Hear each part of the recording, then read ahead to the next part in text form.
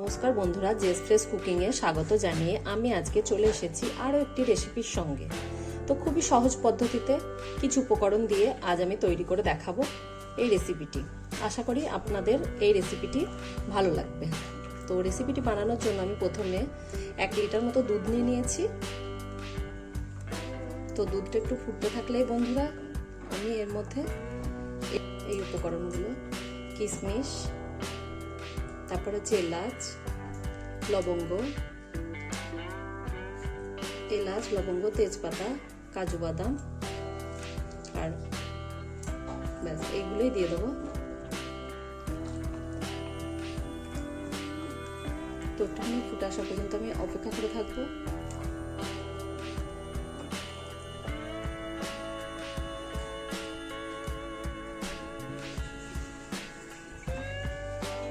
তো বন্ধুরা ফুটে এসছে, এবার আমি এগুলো এর মধ্যে দিয়ে দেব। কিশমিশ, এলাচ, একটা তেজপাতা, লবঙ্গ, গোলমরিচ আর কাজু বাদাম।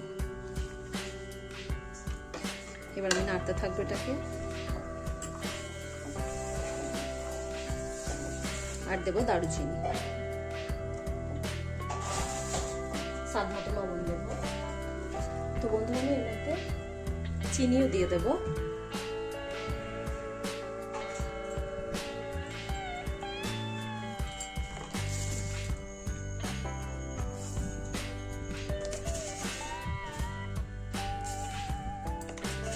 আপনারা যেরকম মিষ্টি খেতে চাইবেন সেরকম দেবেন। তো আমি এবার এটাকে নাড়তে থাকবো। তো বন্ধুরা 1 লিটার দুধটা যখন 300 গ্রামের মতো আসবে, একদম মাখা মাখা হয়ে আসবে, তখন এটাকে আমি নামিয়ে নেব। একদম গাঢ় হয়ে যাবে তখন আমি এটাকে নামিয়ে নেব। ততক্ষণ নাড়তে থাকবো, না হলে তলায় লেগে যাবে। তো আমি এটা নাড়তেই থাকবো।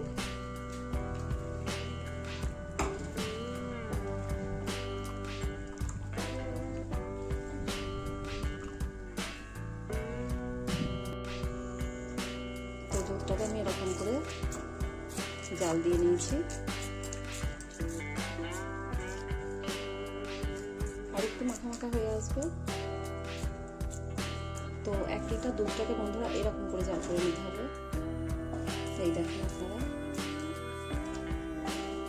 এবার আমি এটাকে ঢেলে নেব। দু ঘন্টা পর ফ্রিজ থেকে নিয়ে এসেছি। তারপর আমি এর মধ্যে কিছু কিশমিশ দিয়ে দিলাম। তারপর এরকম হয়েছে এটা। তো বন্ধুরা এটা ভালো লেগে থাকলে আপনারা লাইক, কমেন্ট, শেয়ার এবং পাশে থাকা বেল আইকনে ক্লিক করে দেন, যাতে পরের ভিডিওগুলো আপনারা দেখতে পান। তো বেল